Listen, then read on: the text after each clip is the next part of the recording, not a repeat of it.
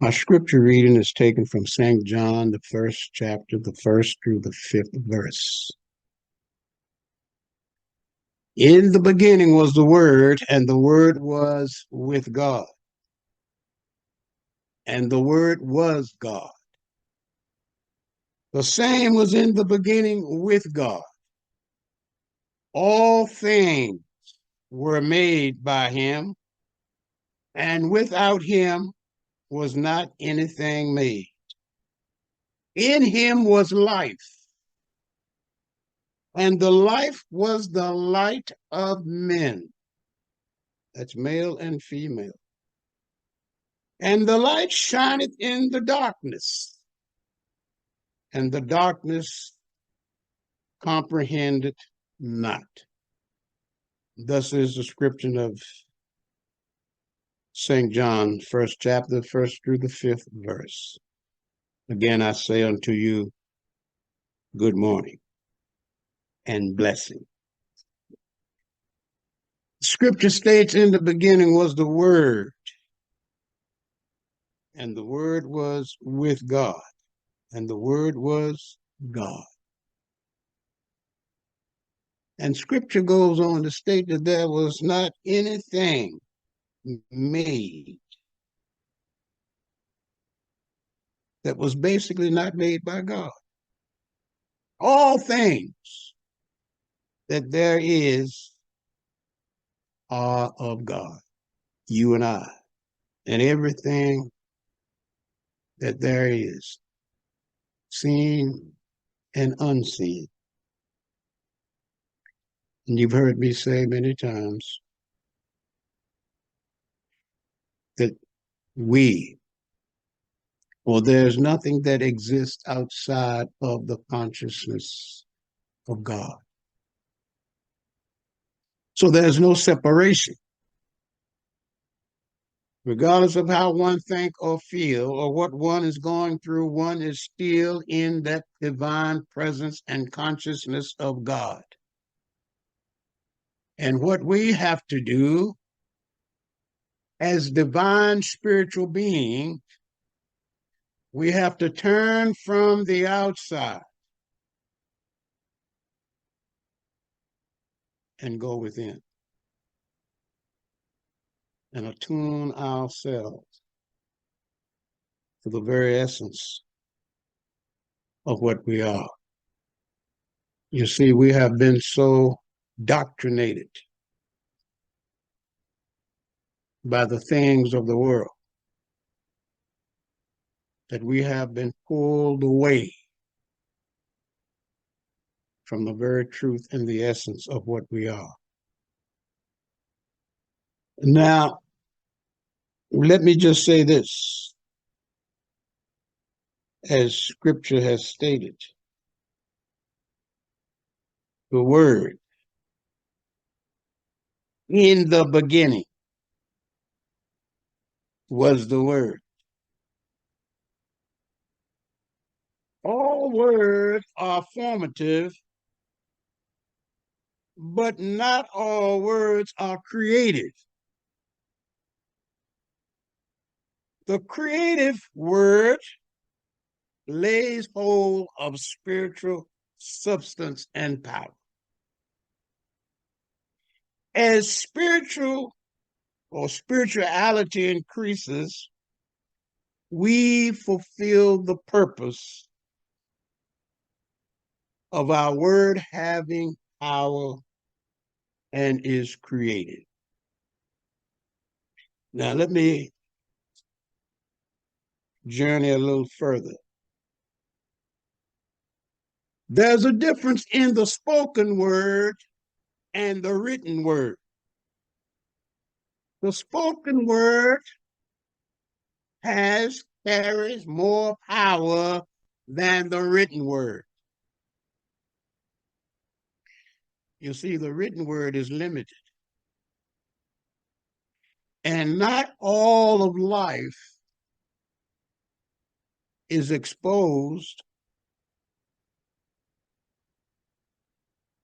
to the written word.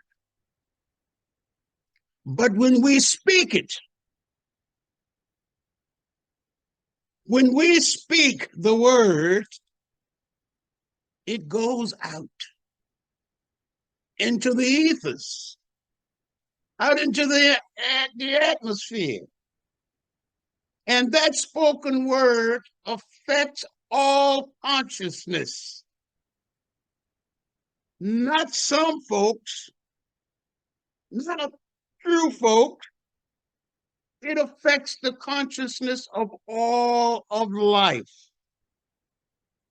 The spoken word carries more power than the written word. You see, there's a whole lot of folks, and we just say, doesn't read the Bible. So they have no idea as to what the written word is. There are some folks, and I'm just going to say, let me just go back here some years. There are some folks that cannot read. Young folks, old folks, senior folks cannot read. But I remember as a child, my grandfather and grandmother went to church every Sunday morning. And they would come home, and during those days, the Bible had a little stand in the living room.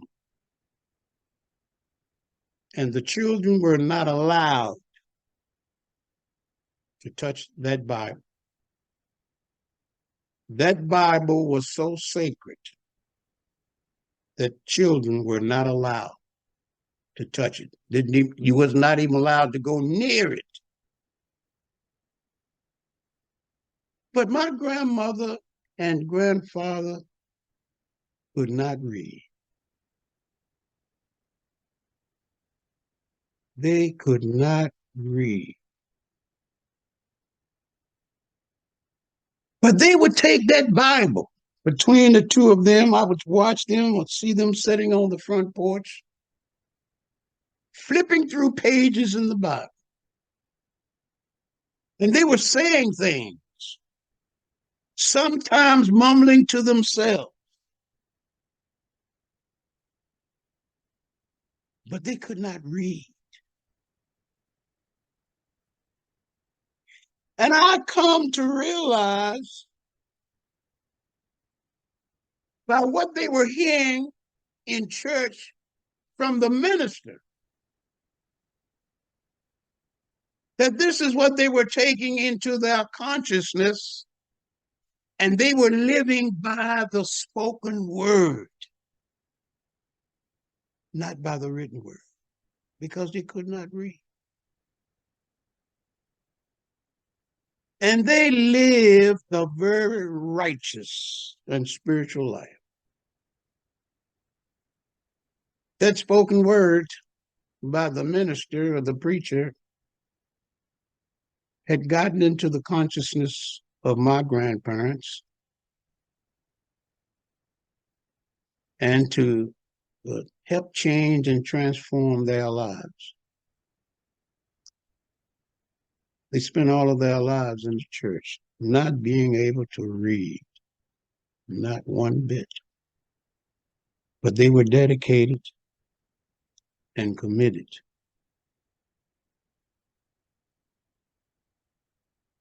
to their spiritual life and to the God that they had come to understand and to know.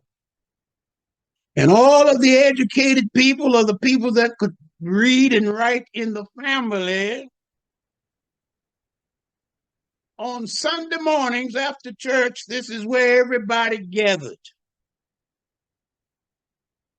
This is where they came. To the grandparents that could not read or write.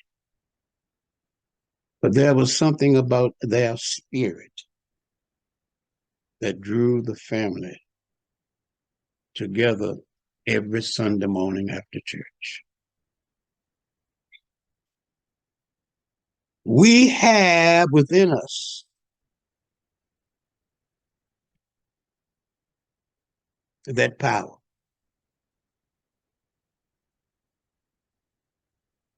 Now, let us understand one thing. When we look out in the world, a lot of folks don't understand what power is. A lot of folks mistaken power for control. And for those of us that have been in a place of authority, so to speak, but we've had some people working under us, we feel and have felt that we have a sense of power, of authority, which can, and a lot of times, is misused. I'm your boss. And I just want to share this with you. Some years ago, when I was, as they say, gainfully employed, one of my assistant formers or assistant supervisors, we had a little misunderstanding.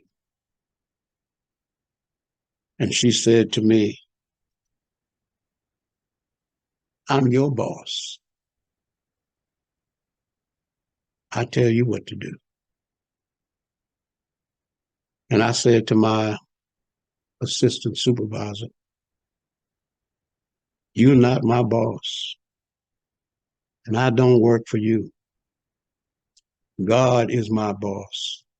And I work for God. Well, there were some other folks in the office right then and there. They thought, well, he's gonna be fired. She's gonna get rid of him. But she looked at me and she couldn't speak. She was shocked that I had spoken like that to her, the assistant supervisor,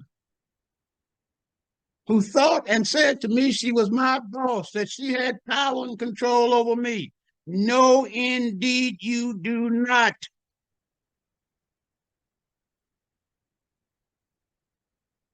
And we have to come to understand whatever our position is in life, whether we have people working under us, over us, the only power that there is God. Now, we have the power within us. And let this be understood. If you don't or can't use the power to change and to transform your life, how do you think and expect that you can do to others what you can't do for yourself or to yourself? Folk want to project themselves as being more than someone else. Folks like to think that because they have a certain position or a certain ranking or a certain status, that they are better than. The spirit, the consciousness, and the life of God is within every living man, woman, and child.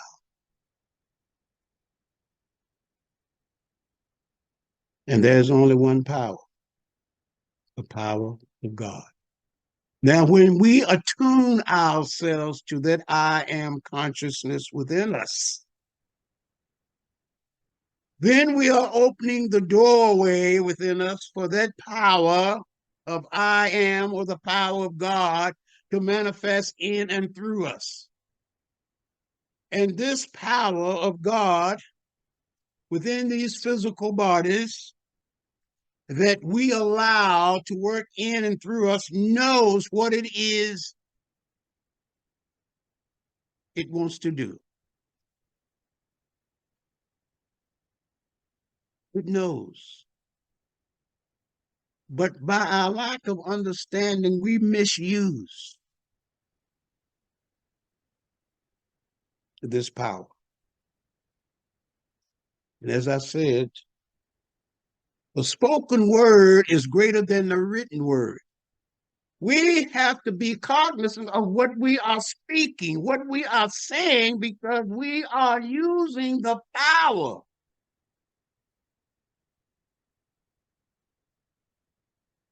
of God within us, the I am within us. And we have to know and understand that everything that we speak, once we speak it, we can't take it back. But if we write it down before we send it out, we can erase it.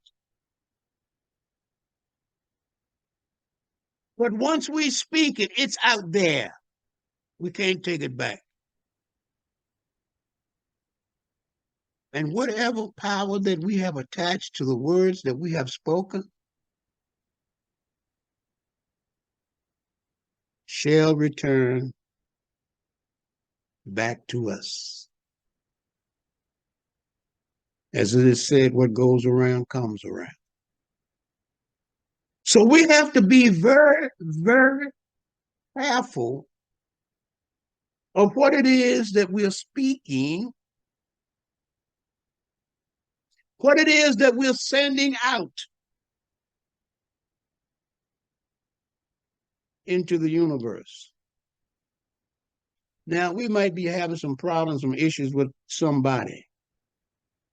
We don't like a certain thing that they're doing or a certain thing that they're saying. And so we're going to say something too. We're going to say something to one of our friends about this particular person and think that it's just going from us to that one person that we are speaking to. No, because once we speak it, it comes out and it spreads out. Once we speak it, it is on the airways of energies and vibration. And it affects all of life. And then it returns back to us after it has picked up everything and all the energies on that level in which we first send it forth. It brings it right back to us. You've heard the old saying, the chickens have come home to roost. You've heard the saying, what goes around comes around. Why are we misusing the power of God, the power of I am that is within our physical bodies? Because we're mad and upset with the world? Because we're mad and upset with somebody said or did to us? And so we're going to do like they say in old times, an eye for an eye and a tooth for a tooth. Those days are gone. That dispensation is no longer. Jesus said, as a man thinketh in his heart, so is he.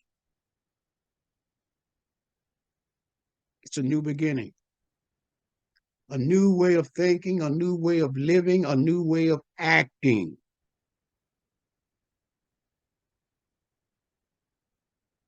We all have the power within us. And as scripture said, that in him was life, in God was life. And the life was the light of men. The light of God is also the light that is within you and me. There's no separation. Now, whether we recognize it or not, and as the scripture said, the light shineth in the darkness, and the darkness comprehended it not.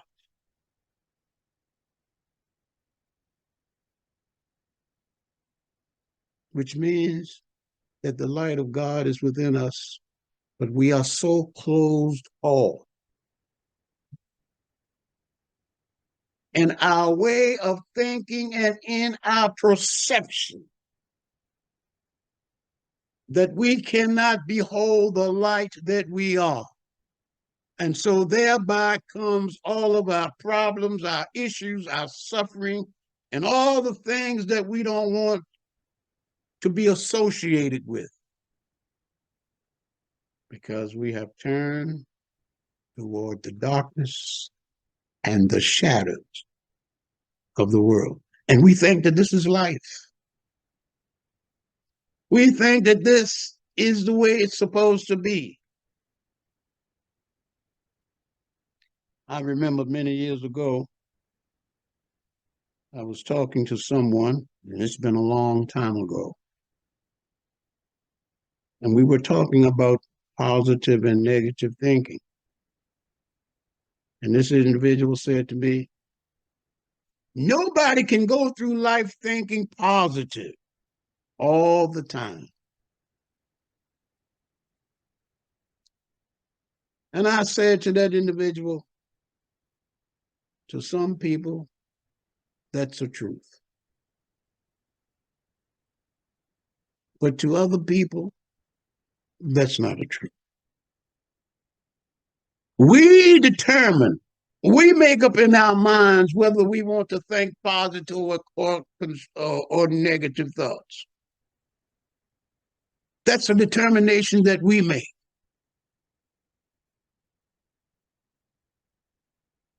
And so we have to be aware and understand that whatever it is that we think, it is going to affect us first.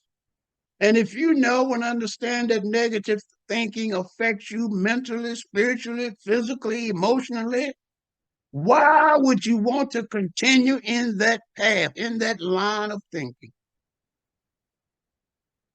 If you know that positive and constructive thinking is going to be a blessing to you, it's going to heal you, it's going to give you peace of mind, then that's where you want to go. That's where you want to be. You see, we can't straddle the fence and expect to enjoy life. We can't be positive one day and negative the next day and then expect everything's going to fall in place as we would want it. As they say, you can't be all hot or all cold. You have to be one or the other. You can't straddle the fence. I would rather be all hot than to be all cold. I would rather bring forth and use the positive power that is within me than to misuse it in a negative way and to have to suffer the consequences. When we misuse the power of I am, or the God within us, we can fault or blame no one for whatever befalls us. We can't say it's because of my environment. We can't say it's because of my upbringing. We can't say that somebody else did it to me. We did it to ourselves. And as Jesus said, and I'm reminded of this all the time, physician, heal thyself. Which means that we have the power. He's telling us we have the power to heal ourselves of all unwanted conditions. And it doesn't necessarily mean a sickness. Whatever is in contrary to our well-being. If we lack financial success, we can change it. Be transformed by the renewing of your mind.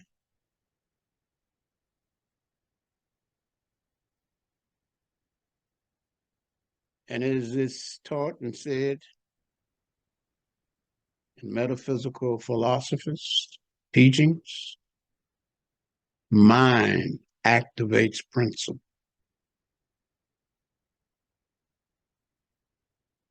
The right use of your mind, the right use of your thinking will activate the principles of the universe. And whatever that you desire, you have the power, the creative power to think it into manifestation. You don't have to go out and beg for it. You might have to go out and work a little bit. But in that creative process of thinking, you're bringing into manifestation that which your heart's desire. And I would say this for anyone that's on this spiritual path, for anyone that has committed and dedicated themselves to their spiritual growth and unfoldment, you should never wake up in the morning and say you have a need for anything. You should never go through life or have to go through life thinking and saying that you have a need. For you have the power within you to supply your every need. But somewhere we've gotten lazy. We don't want to do the work. We don't want to work on ourselves. We want somebody else to do it for us. And we want to stay at home, as I've said to my kids many years ago. We want to stay at home on the sofa, eating cookies and potato chips and whatever, and praying to God to bless us with something better, something more, while we're sitting at home watching the love stories or whatever this soap operas. We don't want to get up and do. We don't want to take the time to turn within and access, as Jesus said, the kingdom within, where all good is, where the abundance of life is. And as you've heard me say many times, and I will continue to say and always say, we are always in the consciousness, the spirit, the life of God. We can never be outside of the consciousness and the spirit of God. And if we understand and internalize that all that God is the good, and we are in that consciousness and spirit of God, then what should our life be? It should be nothing but good. For all that God is good. There is no existence, no manifestation outside of God. So we're always in the consciousness and the spirit of our good. But we have, let me back that up. There's some folks that have decided to turn away and seek what they think is their good from the outside world.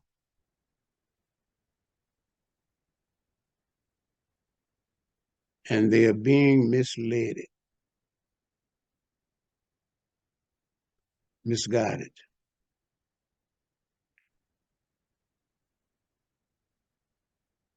And misused.